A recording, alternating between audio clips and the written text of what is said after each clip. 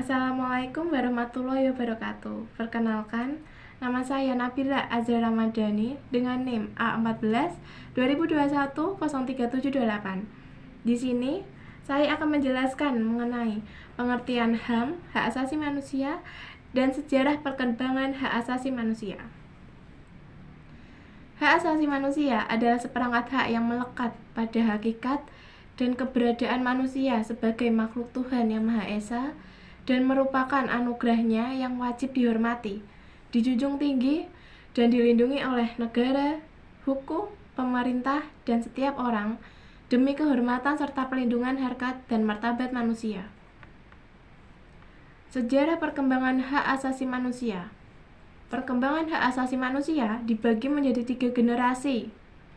Generasi pertama, hak asasi manusia. Kebebasan atau hak-hak generasi pertama mewakili hak sipil dan politik, yaitu hak asasi manusia yang bersifat klasik.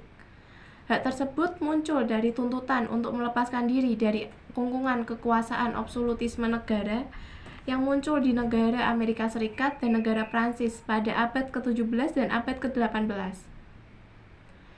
Hak yang termasuk dalam generasi pertama adalah hak hidup, kebutuhan jasmani, hak kebebasan bergerak, hak suaka dari penandasan, perlindungan terhadap hak milik, kebebasan berpikir, beragama dan berkeyakinan, kebebasan untuk berkumpul dan menyatakan pikiran, hak bebas dari penahanan dan penangkapan sewenang-wenang, hak bebas dari penyiksaan, hak bebas dari hukum yang berlaku surut, dan hak mendapatkan proses peradilan yang adil.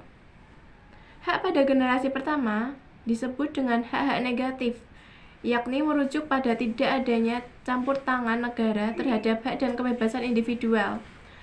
Hak ini menjamin ruang kebebasan bagi individu untuk menentukan dirinya sendiri.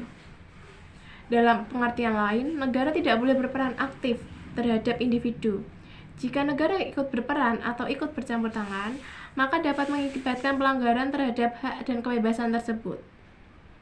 Hak generasi kedua, hak asasi manusia menganut prinsip persamaan dan mewakili perlindungan bagi hak ekonomi, sosial, dan budaya. Berbagai hak tersebut muncul dari tuntutan agar negara menyediakan pemenuhan terhadap kebutuhan dasar setiap orang, dimulai dari makan hingga kesehatan.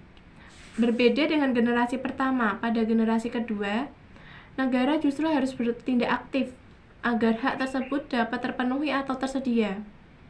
Hak generasi kedua disebut atau dikenal dengan bahasa yang positif, yakni hak atas, bukan dalam bahasa negatif yaitu bebas dari. Hak yang diakui dalam generasi kedua hak asasi manusia adalah hak atas pekerjaan dan upah yang layak, hak atas jaminan sosial, hak atas pendidikan, hak atas kesehatan, hak atas pangan, hak atas perumahan, hak atas tanah, hak atas lingkungan yang sehat, dan hak atas pelindungan hasil karya ilmiah, kesusastraan, dan kesenian. Hak generasi kedua hak asasi manusia dikatakan sebagai hak-hak positif, yang berarti pemenuhan hak sangat membutuhkan peran aktif dan keterlibatan dari negara. Sebagai contoh, untuk memenuhi hak atas pekerjaan setiap orang, negara harus membuat kebijakan ekonomi yang dapat membuka lapangan pekerjaan. Hal tersebut adalah contoh peran negara secara aktif dalam memenuhi hak asasi manusia.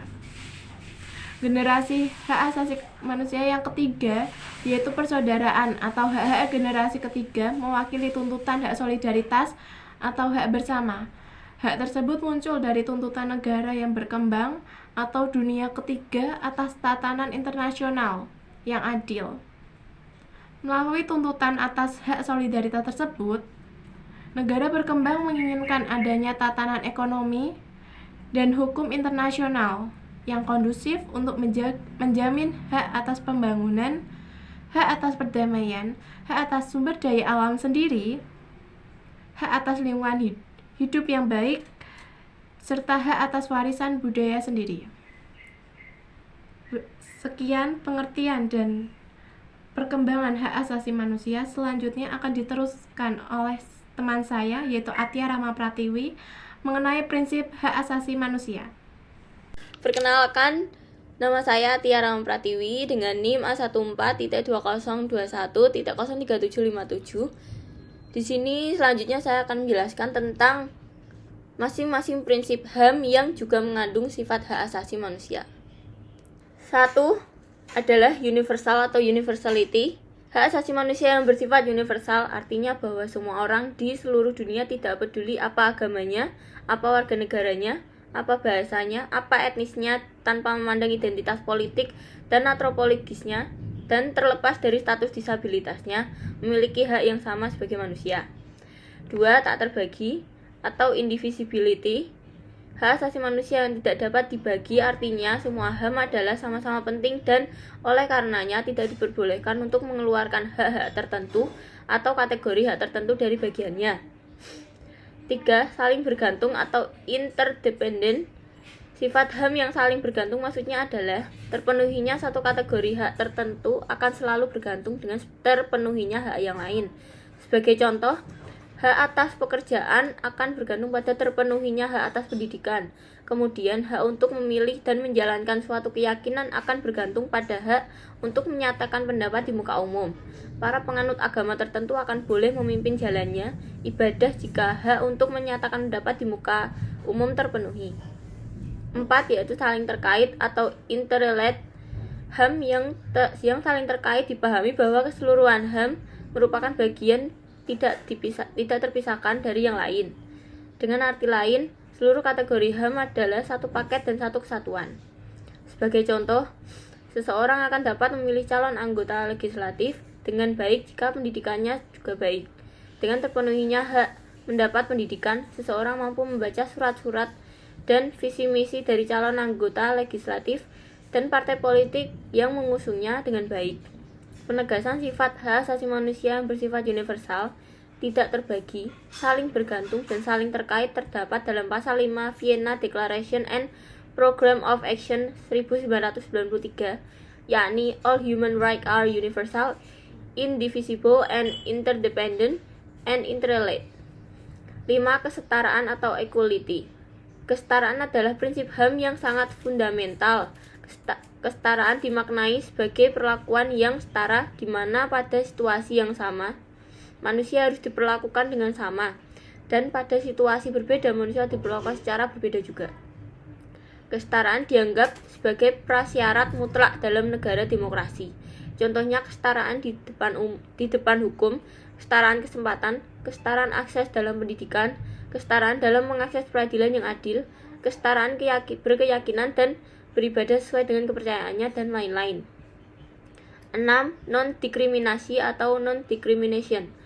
Diskriminasi terjadi ketika setiap orang diperlakukan atau memiliki kesempatan yang tidak setara, seperti inequality before the law, inequality of treatment or education opportunity, dan lain-lain. Diskriminasi dimaknai sebagai a situation of discriminatory of unequal if like situation are treated differently or different situation are treated similarity atau sebuah situasi dikatakan diskriminatif jika situasi sama diperlakukan secara berbeda dan atau situasi berbeda diperlakukan secara sama. 7. Martabat manusia atau human dignity. Tujuan utama disepakati dan dikodifikasikannya hukum HAM adalah untuk memastikan bahwa semua manusia dapat hidup secara bermartabat. Karena pada dasarnya manusia harus dihormati, diperlakukan secara baik, dan dianggap bernilai. Jika seorang memiliki hak, artinya dia bisa menjalani hidup dengan martabat. Namun jika hak seseorang dicabut, maka dia tidak diperlakukan secara bermartabat.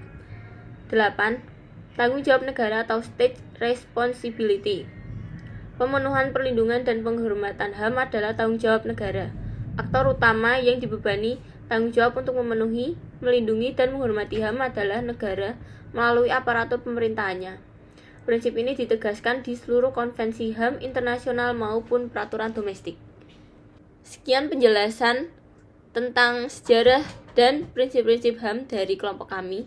Jika ada salah kata mohon dimaafkan. Terima kasih.